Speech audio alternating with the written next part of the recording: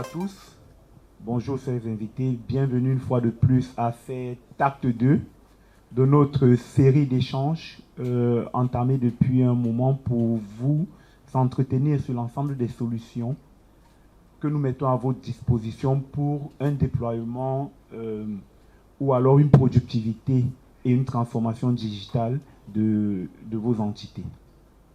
Merci pour l'intérêt que vous portez à notre attention, à tous qui sont présents ce jour. Nous allons aborder dans cet acte 2 ce matin un point très très important pour l'ensemble des entreprises que nous avons, de l'ensemble des compagnies, des organisations, qui est la relation client. Donc, comment booster la relation client, comment garder le contact, du moins un contact correct, productif, avec tous les différents points de contact que nous avons sur un ensemble d'activités. Alors, pour échanger autour de cette question ce matin, je suis accompagné de Daniel. Oui, bonjour Olivier. Bonjour Daniel. Daniel est business developer. Et de Proté. Oui, bonjour à tous. Proté, c'est l'expert Orange Money sur la partie USSD.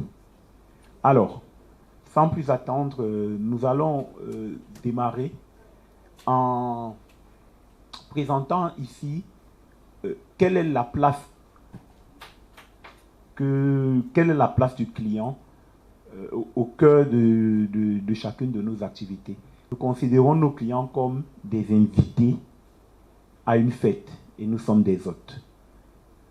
C'est notre travail quotidien d'améliorer chaque jour un peu cet aspect important de l'expérience client. Donc, il y a une kyrielle de citations comme ça autour de l'expérience client, autour de l'interaction avec le client, pour montrer en fait l'importance et la place déterminante qu'occupe cette personne-là pour chacune de nos entités. Donc, et on le fait aussi aujourd'hui avec le développement du digital. On sait qu'il faut 20 ans pour bâtir une réputation, comme l'affirmait Warren Buffett. Il faut 20 ans pour bâtir une réputation, mais aujourd'hui, juste en 5 minutes, elle peut être entièrement détruite si on ne garde pas à l'esprit de faire les choses différemment. Et on sait aussi qu'une expérience client exceptionnelle est une forme durable pour une différenciation concurrentielle. Donc, au-delà de tous ces aspects, nous allons présenter aujourd'hui ce que nous faisons, ce que nous mettons en place pour que la relation client soit vraiment ancrée et renforcée, non seulement pour nous, mais aussi pour l'ensemble de nos clients et partenaires que nous accompagnons dans nos activités de tous les jours. Il est important de rappeler les axes sur lesquels nous allons échanger ce matin. Il faut commencer directement par savoir quels sont les challenges de nos clients, c'est-à-dire quelles sont les questions qu'ils se posent autour de comment améliorer leur relation client. Donc les challenges qui peuvent aussi être pour certains des points de douleur qu'on va adresser. Quelles sont les solutions que nous apportons, dans quel cadre, c'est-à-dire l'accompagnement, comment nous le faisons, et avec qui nous travaillons déjà aujourd'hui sur des cas purement pratiques. Alors, sans plus attendre, je vais passer la parole à Daniel, qui va nous présenter en quelque sorte quels sont les réels challenges des clients aujourd'hui. On constate simplement que le client est au centre de notre activité, donc on ne peut rien faire sans être orienté client et espérer que notre business grandisse. Donc aujourd'hui, les discussions que nous avons avec nos clients, il émerge un certain nombre de problématiques. Ils nous disent je souhaite informer plus efficacement mes clients et les informer dans les délais. Donc c'est une problématique de communication d'informations en temps réel que les clients souhaitent adresser. Ils souhaitent également échanger dans les temps et dans des délais courts avec les clients. Ils nous disent je souhaite informer toute ma base en quelques minutes et puis notifier un client de la suite de la tenue d'un événement, etc., etc. Donc il y a une véritable problématique de transfert d'informations dans un délai très très court pour pouvoir adresser des problématiques importantes d'affaires. Donc, quand on poursuit les discussions, d'autres nous disent, pour ceux qui ont une activité véritablement étendue sur un pays, sur 2 pays, sur le monde, nous disent, je reçois beaucoup d'appels, je reçois plein de commandes, j'ai plein de mails qui arrivent et aujourd'hui j'ai une problématique. Il faut que je puisse gérer ce flux d'informations qui arrive dans mon entreprise. Donc, je souhaite répondre au maximum à mes appelants, collecter le maximum d'informations pour pouvoir en faire usage à bon escient et faire sentir à mes clients qu'ils sont entendus, écoutés et même suivis. Donc, voilà par exemple 2 problématiques qui émergent chaque fois qu'on discute avec nos clients. Et pour finir, peut-être la 3e problématique, c'est une problématique liée aux transactions financières. Ils nous disent, je souhaite avoir vos services, mais je suis à distance. Comment est-ce que je peux faire pour avoir accès à vos services, payer à distance et puis profiter de toute la qualité de vos produits? Donc voilà, de façon synthétique, un peu les problématiques que nous retrouvons très souvent quand nous discutons avec nos clients. Donc, pour adresser ces problématiques, nous avons aujourd'hui développé 5 outils. Avant d'entrer dans le détail des outils, je vais repasser la parole à Olivier. Oui, merci Daniel. Je ne sais pas, Poté, est-ce que tu avais quelque chose à ajouter, notamment sur la partie du paiement des transactions à distance, pour introduire? Pour introduire, d'abord, pour les paiements à distance, déjà, il faut rappeler que, comme l'a dit Sam Walton, d'abord, le consommateur, il est le patron. Et actuellement, Orange met en place beaucoup de moyens à la disposition, à la disponibilité de nos patrons que vous êtes, vous les clients, plusieurs moyens de paiement, de transactions que nous verrons tout au long de ce panel. Effectivement, comme l'a indiqué Daniel, là, il existe plusieurs outils. Nous en avons choisi que 5, vu le temps qui nous est imparti ce matin, autour desquels nous estimons que ce sont les plus pratiques, faciles et rapidement implémentables auprès de vous. C'est cela que nous avons identifié pour vous présenter ce matin. Alors, Daniel, on va commencer par toi. Présente-nous déjà le SMS. Donc, on va le rappeler, c'est un acronyme anglo-saxon qui veut dire Short Message Service. C'est l'un des plus vieux services de la téléphonie. Donc, je pense que tout le monde qui utilise un téléphone sait ce que c'est. Même ma grand-mère au village reçoit des SMS sur son téléphone. Donc, on sait à peu près tout ce que c'est. Aujourd'hui, nous avons mené des réflexions et développé autour de ce service une solution qui s'appelle Messaging Pro. Alors, aujourd'hui, grâce à Messaging Pro, le SMS n'est plus simplement une transmission banale d'informations, mais c'est un véritable outil de communication. Donc, nous avons développé autour de notre produit Messaging Pro un ensemble de choses qui permettent à nos clients d'adresser efficacement les problématiques qu'ils ont. Donc, comme on l'a dit tout à l'heure, les entreprises aujourd'hui cherchent à transmettre de l'information à la vitesse grand V, d'où l'utilisation de Messaging Pro pour diffuser les informations à tous les clients.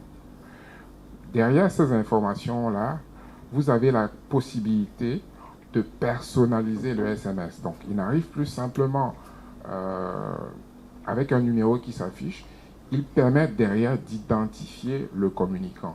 Donc, quelquefois, je pense que nous tous, nous voyons des fois, nous qui avons la chance de conduire des voitures, nous recevons des messages de la prévention routière qui nous dit tous les dimanches, faites attention sur les routes.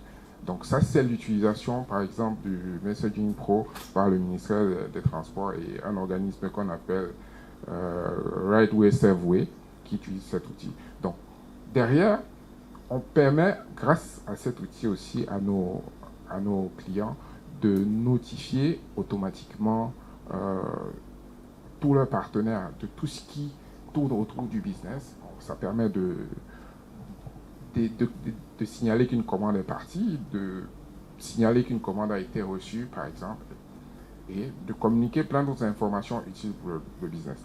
Alors, derrière cet échange-là, on adosse le service sur une plateforme simple et intuitive autour de laquelle toutes les opérations se développent. Donc, pour déployer donc Messaging Pro, nous mettons à la disposition des clients la plateforme Messaging Pro dans laquelle le client est capable de transmettre des millions de SMS à la seconde. Alors, qu'est-ce qu'il fait?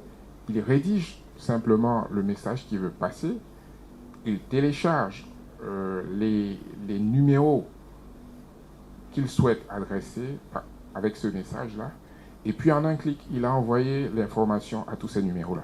Il faut noter ici que ces numéros peuvent être des numéros orange, ou ils peuvent être également des numéros concurrents. Donc, tous les réseaux sont adressables grâce à cet outil-là. Derrière, on va plus loin.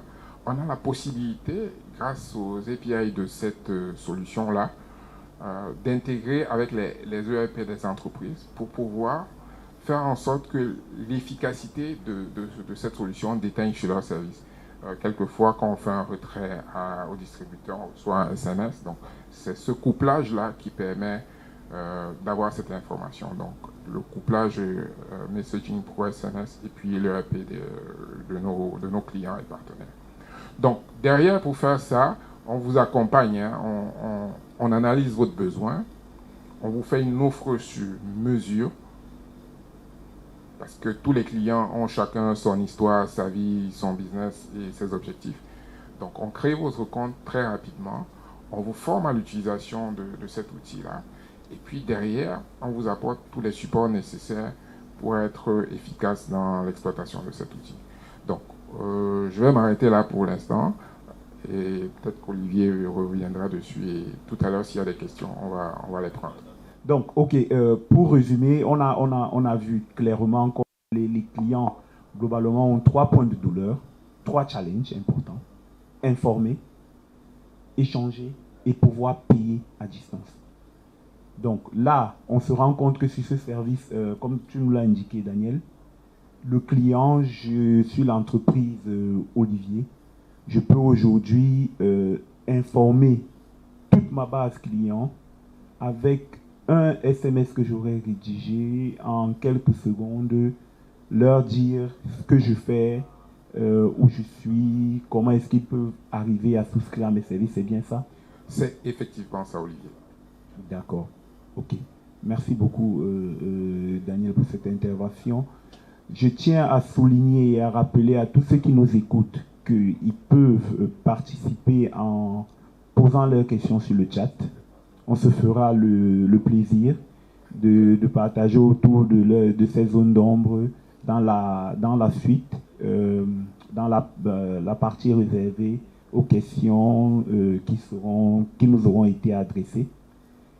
Pour suivre, au-delà du SMS, il faut noter que aujourd'hui c'est un service qui sera adressable à une base beaucoup plus importante. Même si on n'a pas de couverture data, on peut avoir le service. Mais au-delà du SMS, Daniel, est-ce que nous avons autre chose? Alors, au-delà du SMS, je pense qu'on a vu des problématiques au départ. Nous avons par exemple des solutions de numéros courts qui permettent dans le sillage du SMS de mettre en place un autre canal de communication avec les partenaires, les clients et toutes les personnes qui gravitent autour du business qu'on fait. Donc, ce qui apparaît sur le moniteur, c'est effectivement la solution de numéro court. Donc, on peut aller au-delà du SMS dont on a parlé tout à l'heure, adresser des problématiques de contact grâce au numéro court, grâce à la mise en place de serveurs vocaux interactifs et même grâce à la mise en place de call center. Ça, c'est un aspect de contact qui permet de ne perdre aucun appel et de traiter toutes les requêtes clients qui rentrent par le canal voix. Donc, pour faire ça, simplement, il faut un numéro, la configuration d'un serveur vocal interactif et mettre en place un call center. Donc, le numéro court dont il est question, généralement, c'est un numéro qui peut être à 4 chiffres, qui peut être à 9 chiffres aussi, parce qu'il faut noter qu'il y a les numéros longs aussi. Ce numéro peut être vert, payant ou gratuit. Et on note aussi que ce numéro peut être, si on ne l'a pas acquis auprès du régulateur, l'obtenir via une location auprès des institutions agréées. Donc voilà, par exemple, l'un des canaux qu'on peut utiliser en plus du SMS, on peut utiliser le numéro court qu'on peut coupler derrière à un serveur vocal interactif. Donc le serveur vocal interactif, c'est simplement une machine qui va recevoir pour le partenaire, pour l'entreprise, toutes les communications qui entrent et les router vers les différentes organisations de manière précise et efficace pour qu'aucun appel ne soit perdu. Donc avec le serveur vocal interactif, toujours, on peut ajouter par exemple des mélodies d'attente derrière des numéros entrants d'entreprise pour maintenir toutes les communications entrantes en éveil avant qu'elles ne soient prises. Donc après cela, on peut également pousser plus loin en déployant une infrastructure physique, un call center pour les clients, de manière à ce que, de façon instantanée et de façon systématique, tous les appels soient pris ou alors qu'une kyrielle d'appels soit émise en même temps pour faire un certain nombre d'opérations. Donc, pour faire ça, donc, il y a un déploiement physique et logiciel, et puis il y a la mise en place d'une liaison tranquille pour générer tous ces appels simultanés, pour gérer tous ces appels simultanés entrant et sortant. Donc, mais Daniel, excuse-moi de te couper, mais je voulais qu'on insiste sur un point qui était le point de l'acquisition de ces numéros-là, notamment les numéros courts. Est-ce que tu peux revenir là-dessus pour la bonne compréhension de... Alors aujourd'hui, il faut noter que les numéros courts sont des numéros qui n'appartiennent pas aux opérateurs, qui sont gérés par l'organe de régulation du secteur des télécoms. Donc pour avoir ce type de numéros spéciaux, il faut faire une demande express au régulateur qui vous propose une kyrielle ou une liste de numéros dans laquelle vous faites votre choix. Et puis derrière, il y a une autorisation d'exploitation qui vous est donnée et que vous présentez à l'opérateur pour qu'il intègre ce numéro. Donc, je dis au passage que c'est un service qui est payé au régulateur, hein, donc c'est pas gratuit. Donc, pour obtenir ça, donc c'est ça la première approche, s'adresser directement au régulateur. La deuxième approche, c'est rencontrer des prestataires des services telco qui ont déjà par devers acquis ces numéros-là et chez qui on peut les avoir et procéder de même, c'est-à-dire payer un loyer sur ces numéros-là avant de les faire implémenter par les opérateurs de télécom. D'accord, merci beaucoup. Merci, merci Daniel pour ces éléments. Donc, ce qu'on retient, c'est que les numéros sont disponibles. Tout à fait. Mais via les partenaires. Ou alors, un client peut décider lui-même d'acquérir son numéro via le régulateur des télécoms, donc l'ART. Une fois qu'il a pu acquérir son numéro et qu'il a l'autorisation de l'exploiter, il se rapproche de nous et ensemble, nous bâtissons en fait l'offre qui lui correspond le mieux au regard de son activité ou alors de son volume d'activité. C'est tout à fait ça, Olivier. C'est ce qui apparaît dans les éléments qui sont en présentation. On a toujours cette approche de co-construction de solutions avec nos clients parce que on le sait, on le voit tous les jours, les besoins sont différents et les besoins sont spécifiques. Donc, on a le service en général, mais derrière, il y a une co-construction qui est faite pour pouvoir livrer au client le projet de ses rêves clés en main et pouvoir lui donner la possibilité d'atteindre ses objectifs. Effectivement, et puis ce qu'il faut relever en plus là, c'est qu'on a un support 24 heures sur 24. Tout à fait. Quasiment sur le service. Alors, pour poursuivre,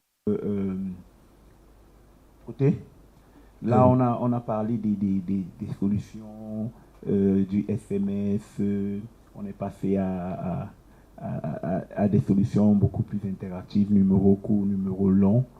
On peut regarder aussi le cas pratique de l'USSD, parce que dès qu'on voit le dièse étoile XXX dièse, bon, ça nous fait rapidement penser au dièse 150 dièse. Alors, je sais que tu peux nous en dire beaucoup plus là-dessus. Bon, merci au métier, merci Olivier, merci au business. Bonjour à tout le monde. Le dièse 150 dièse est un menu qui est déjà familier à notre usage. C'est le menu phare Orange Money que nous connaissons tous, dièse 150 dièse, où à l'intérieur est groupé nos services par différents menus. Vous avez par exemple le menu 1 qui gère la quasi-totalité des transactions opérationnelles. J'entends par transactions opérationnelles, envoi d'un transfert d'argent à un tiers, transaction à l'international via l'interopérabilité que nous avons à présent depuis pas mal d'années, envoi d'argent à d'autres opérateurs via ce menu aussi. Toujours dans ce même sillage, ce même canal, nous avons des paiements de factures qui est à l'ensemble du menu numéro 3 où vous allez trouver des partenaires tels que Ineo, Camwater, paiement d'énergie solaire qui donne la possibilité à nos clients de régler facilement et aisément leurs différentes factures. Le menu où je vais beaucoup un peu m'accentuer est un menu aussi très important pour nos clients, qui est le menu numéro 6, qui gère le compte du client, à travers lequel le client peut modifier son mot de passe, consulter son solde. C'est un menu très important dans la mesure où le client, lorsqu'il se sent en insécurité, entre parenthèses, je prends une arnaque, a la possibilité d'aller via ce menu, regarder son solde, changer son code secret si il se sent en insécurité via une attaque téléphonique des arnaqueurs. Nous avons aussi mis en place un menu aussi qui est aussi important avec les banques. Donc via ce menu aussi, il est possible de transférer son argent de son compte Orange Money vers sa banque ou de sa banque via Orange Money. Donc l'USSD beaucoup est un plutôt de technologies très historiques dont on ne va pas tirer en long, dont les questions qui seront posées, on pourra les répondre par la suite. Quelle est la configuration qui assise derrière l'USSD? Alors, s'il faut rentrer dans l'orthodoxie, comme tu le disais, Olivier, donc, il faut se rappeler que USSD, ça veut dire un Structured Supplementary Service Data. C'est un des plus vieux services aussi connus dans l'univers des telcos.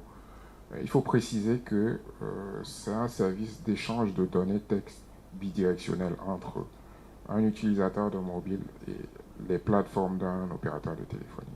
Donc ces échanges-là peuvent se faire avec un smartphone ou avec un téléphone banal et ne nécessitent aucun besoin d'accès à Internet, que ce soit via data mobile ou bien via le Wi-Fi. Vous n'avez pas besoin de Wi-Fi pour faire tout ça.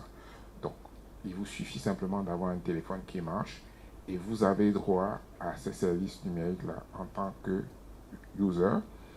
En tant qu'entreprise, vous pouvez également mettre ces services-là pour vos clients et vos partenaires qui sont loin et qui n'ont pas peut-être les moyens d'avoir la data tout le temps. Donc ça, c'est ce qu'il faut rappeler dans un premier temps.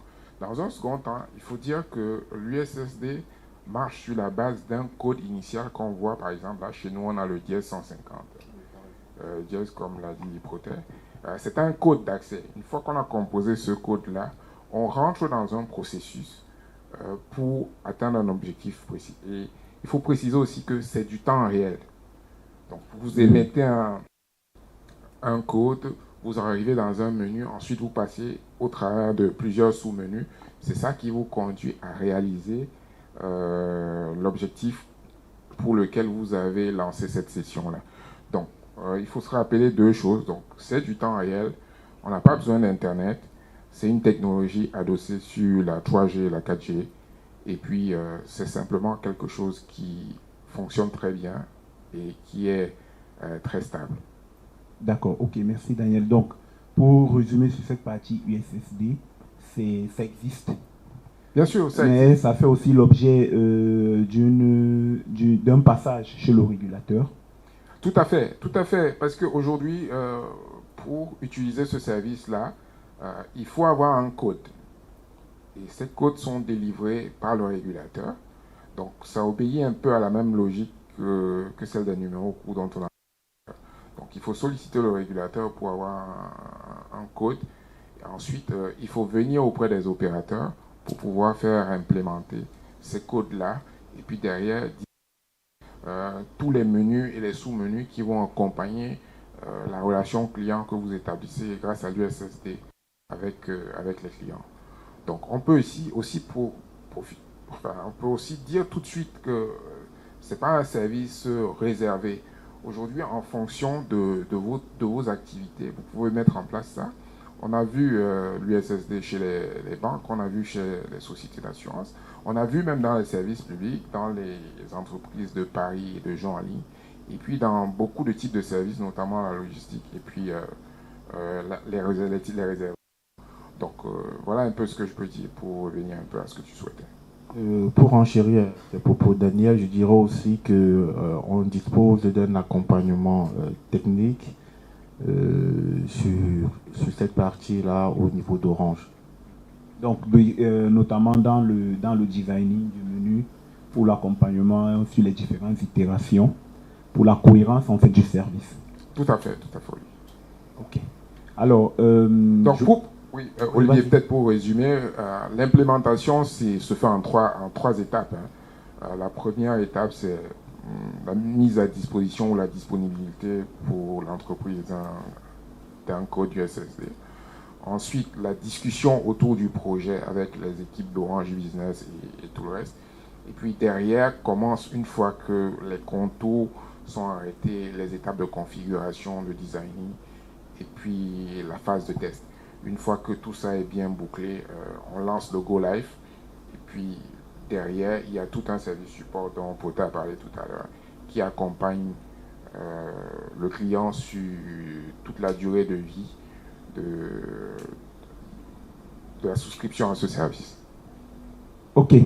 Alors là, pour que nous restons dans le même fil, nous avons vu le SMS, un service basique qui accompagne le client, qui peut informer une masse très importante de clients. Nous avons vu des services beaucoup plus interactifs, d'accord, avec des serveurs vocaux, et puis là nous sommes revenus sur l'USSD pour faciliter en fait cette interaction pour l'accès au service. Alors, je pense, Daniel, qu'il faut qu'on regarde effectivement comment est-ce que ça se traduit aujourd'hui et des personnes avec qui on le fait. Alors, ok, donc pour parler aujourd'hui de l'opérationnalisation de ce service-là, on a travaillé avec un démembrement du ministère de la Santé qui s'occupe de la vaccination dans notre pays. Je vais citer leur nom, je pense qu'on peut. C'est le PEF qui couvre les 10 régions du Cameroun et qui emploie environ 1500 personnes qui sont sur le terrain. Donc, les enjeux pour le PEF autour du SMS ou du bulk SMS, ou alors tout simplement de la solution Messaging Pro, c'était de pouvoir annoncer les campagnes de vaccination aux populations, quelle que soit la zone où elles se trouvent dans notre pays. Le deuxième challenge, c'était de sensibiliser les populations aux aux bons gestes pendant des périodes d'épidémie. On a vu ça pendant le Covid, on recevait des messages tout le temps, qui venaient.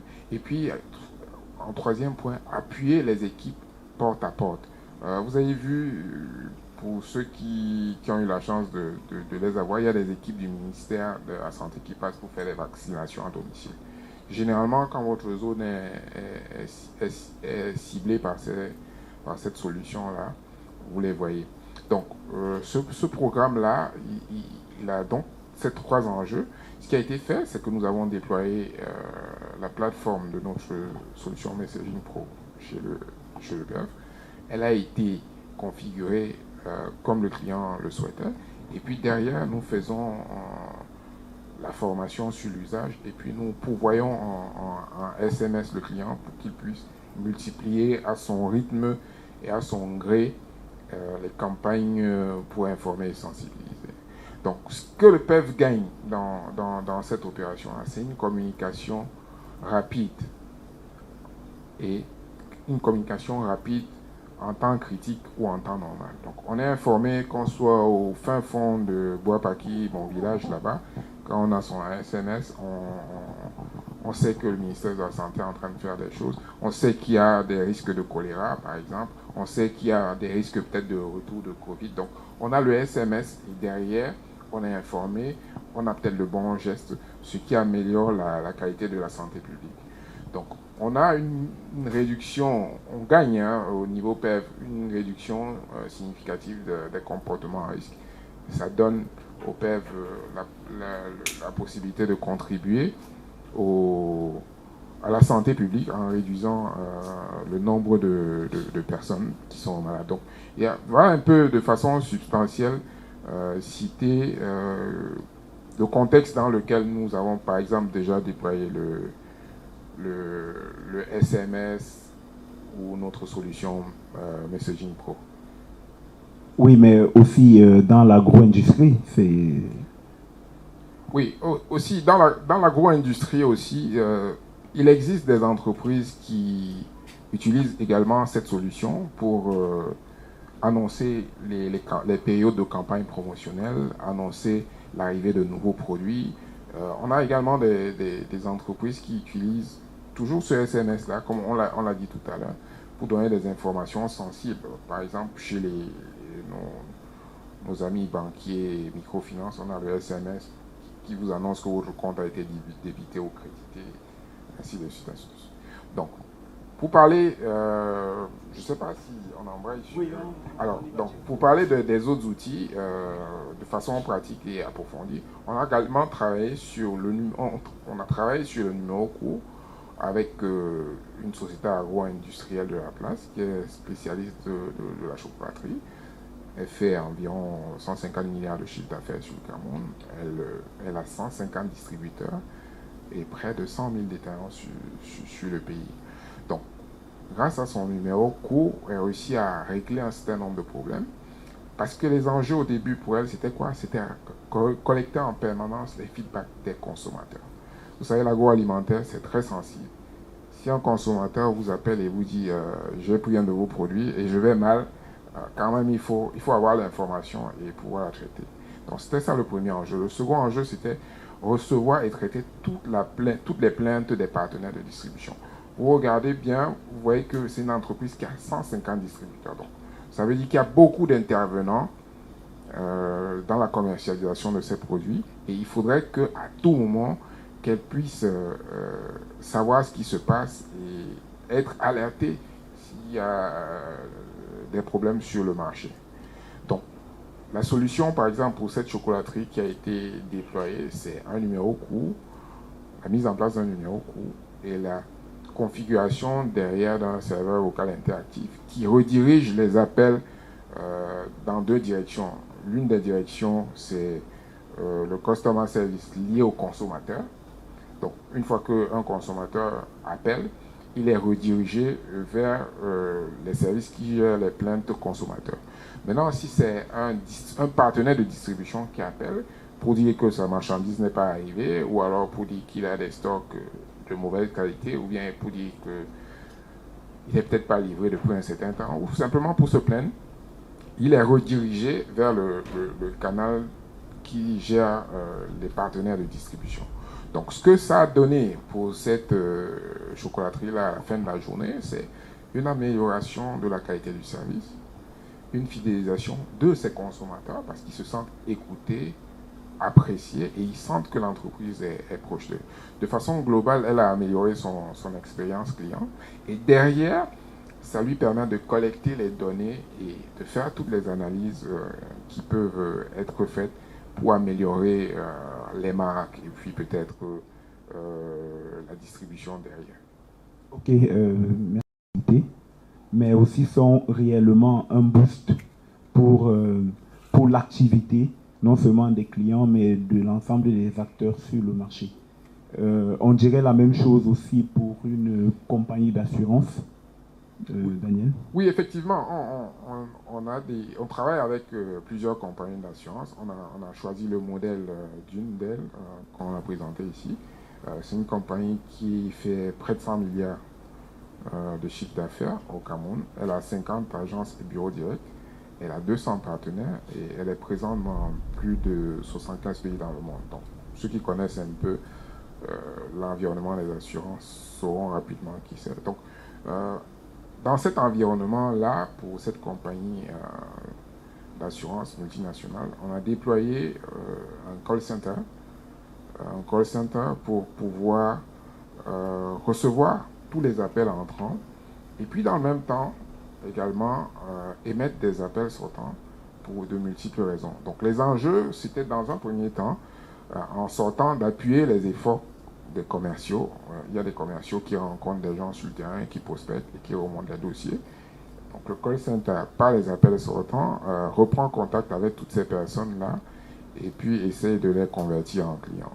Donc l'autre enjeu, c'était pour cette compagnie-là, ne pas perdre de chiffre d'affaires en renouvelant assez tôt les polices d'assurance des personnes qui sont déjà clientes. Donc, le call center a son enjeu. Donc, l'un des enjeux, c'était donc garantir le chiffre d'affaires de façon récurrente pour les clients en place. Et puis, le troisième, c'était enregistrer les plaintes et retours aux clients.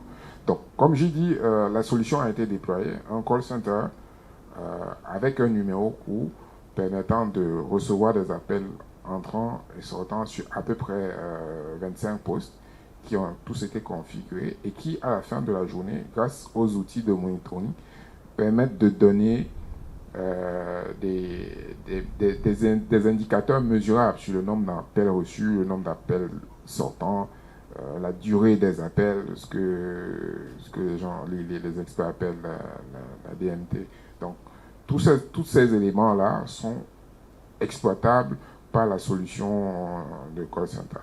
Derrière, les bénéfices sont quasi pareils. Une amélioration immédiate de la qualité du service, une sécurisation du chiffre d'affaires, quand vous pouvez tous les ans ramener votre client à renouveler son assurance en lui passant un coup de fil pour lui dire votre assurance arrive à terme dans une semaine, 2 semaines, 1 mois. Donc, c'est plus facile de faire en sorte qu'il renouvelle.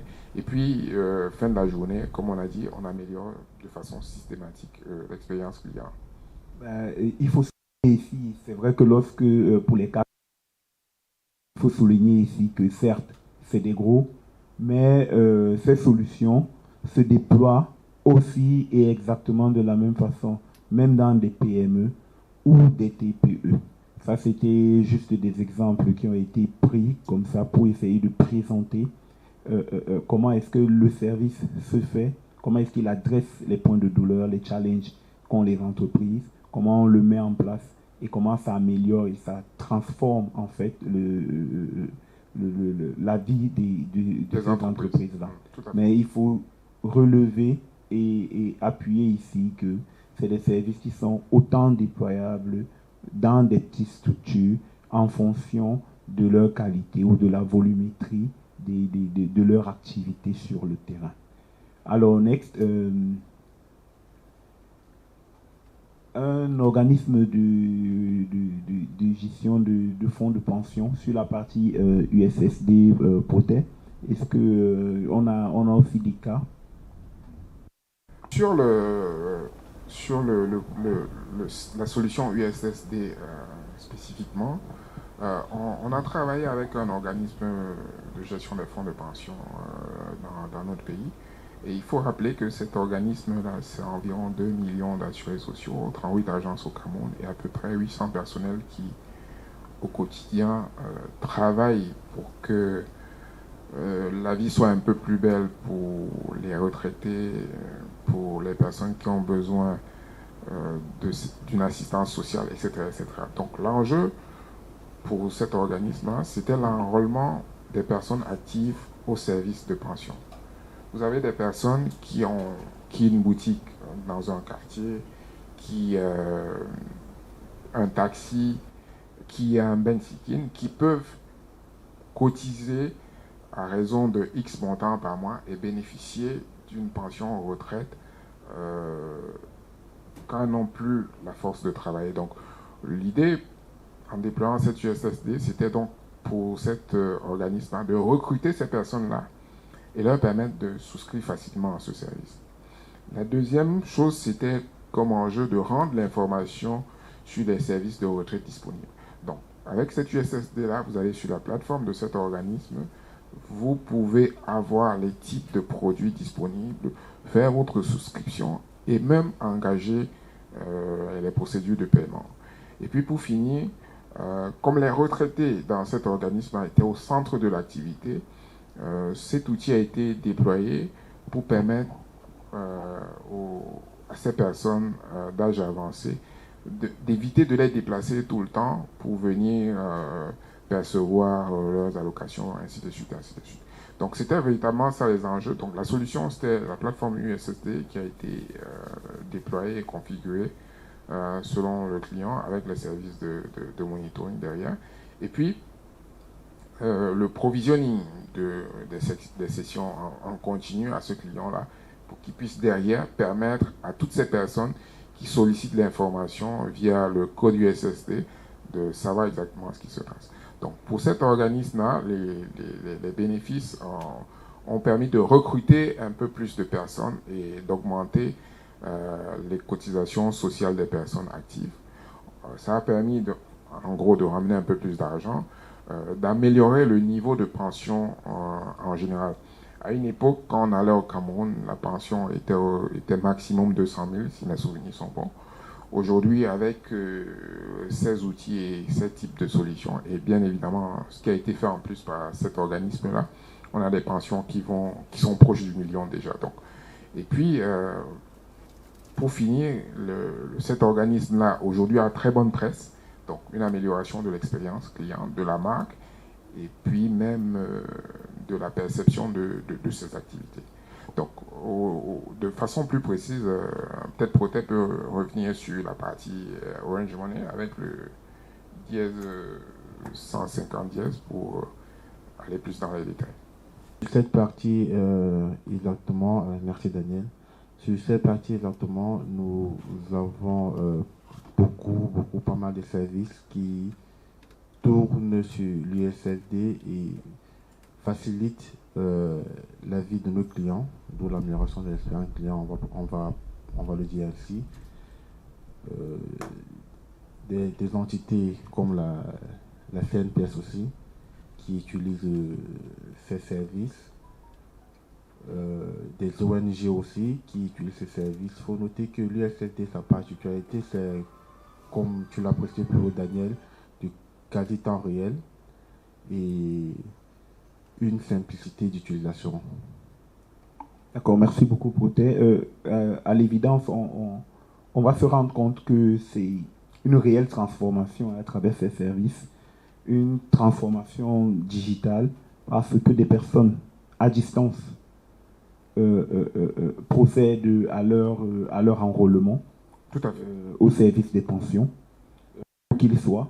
Et l'info va directement être collectée en centrale au niveau de l'opérateur. Ils peuvent eux aussi en retour avoir leur pension directement sans se déplacer. C'est cet échange-là en fait, la dématérialisation de l'ensemble de ces échanges-là, en fait, qui booste, en fait, qui enrichit la relation entre ces différentes entités, ou entre l'entité, elle, et ses différents clients. C'est proprement ça, d'ailleurs. C'est ça. De façon globale, ce qu'il faut retenir, c'est que grâce à ces outils, on peut adresser les grandes entreprises, ou bien les grandes entreprises peuvent adresser leurs clients via ces outils. Les PME également peuvent se servir de ces outils-là pour adresser leurs clients et amorcer ainsi leur transformation digitale. Ce qu'il faut dire peut-être en bout de ligne, c'est que grâce à ces outils-là, on amorce la transformation digitale et on réduit la fracture numérique qu'on a aujourd'hui en rapprochant tout le monde de tout ce qui est digital progressivement. Merci.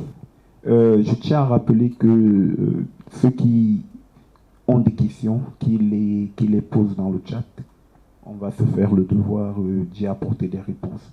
Alors, merci pour tous les points échangés ce matin. Sans plus attendre, nous allons passer à la séance de questions-réponses. Là, je vais rapidement me connecter pour voir quelles sont les différentes questions qu'on a enregistrées. Alors, merci à Jérémy, déjà de s'être connecté. Jérémy voulait savoir quels sont les pas à suivre pour obtenir un numéro surtaxé à 9 chiffres, donc un numéro long.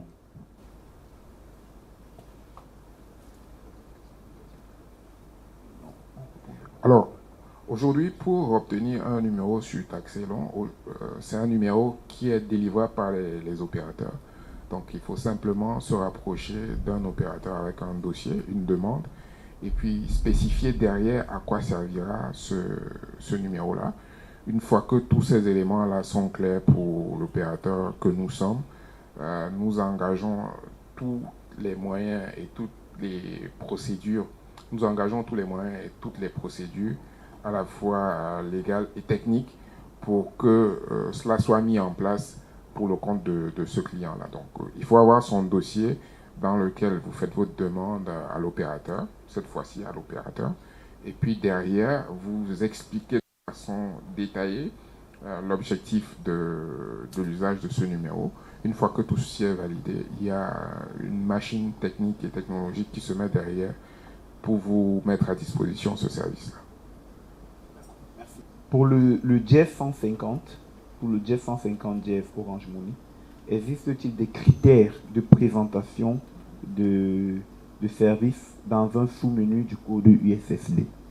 Il y a un critère de présentation du menu qui, en fonction du sous-menu qu'on souhaite livrer son service, il y a une charte qui doit être présentée au niveau des équipes expérience client et des équipes design Orange Money qui vont accompagner le client dans la façon de présenter ce menu-là pour maintenir le client dans le même écosystème et garder la même expérience client. Fidèle nous fait savoir qu'il y a 3 types de numéros courts qui sont exploités au Cameroun. Ce sont les numéros courts d'utilité publique. Je pense que tu en as cité un, avec le cas des numéros, des SMS que nous recevons. Voilà, le dimanche. Voilà, le 1500 par exemple pour la police, les remontées d'urgence. Exactement. Des numéros courts à valeur ajoutée, ça c'est certainement pour les entités commerciales. Et puis les numéros courts d'urgence, donc pour les numéros d'urgence, la police. Le 118, pour les pompiers. Exactement. Alors, lequel, sa question c'est de savoir lequel est utilisé dans le cadre des call centers. Dans le cas des call centers, on utilise le numéro à 4 chiffres. Hein. C'est très souvent ce numéro-là qui est délivré par l'ART. Mais maintenant, si le propriétaire du call center le souhaite aussi, il peut avoir un numéro long. Donc, qui peut être utilisé dans les mêmes conditions. Mais pour répondre à sa question, généralement, c'est le numéro à 4 chiffres. Ça peut être le 83-83, comme on a par exemple pour l'organisme de gestion de fonds de pension dont j'ai parlé tout à l'heure. Donc, c'est généralement ce type de numéros qui sont exploité et mis à la disposition des entreprises. Nous avons repassé en revue l'ensemble des points de ce matin. Nous tenons une fois de plus à dire merci à tous ceux qui se sont connectés, tous ceux qui ont pris de leur temps pour nous écouter. Nous espérons avoir apporté les réponses à chacune de vos questions. Nous vous rappelons juste que la transformation digitale est en marche et c'est une réalité. Nous avons pu l'étayer au regard des différents cas de figure que nous avons présentés ici. Je ne sais pas s'il y a quelque chose à rajouter, Daniel.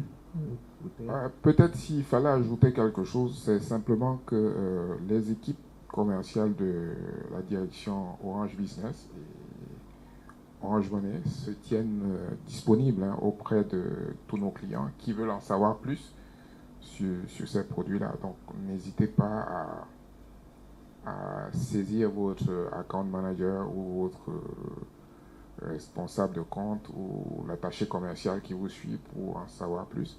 Il y a toute une organisation qui vous aidera à aller vers la solution que vous souhaitez mettre en place dans votre entreprise.